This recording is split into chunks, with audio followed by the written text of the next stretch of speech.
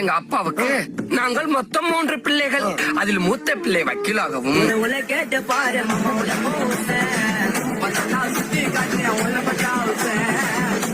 அடிப்பிள்ளை டாக்டராகவும்,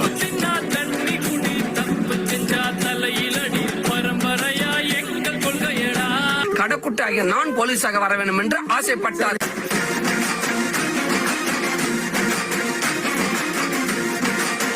எங்க அப்பாவுக்கு நாங்கள் மொத்தம் 3 பிள்ளைகள். அதில் மூத்த பிள்ளை வக்கீலாகவும்,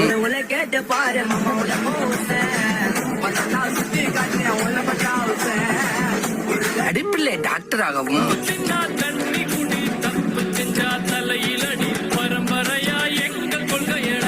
கடக்குட்டாகிய நான் போலீஸாக வர வேண்டும் என்று ஆசைப்பட்டார்.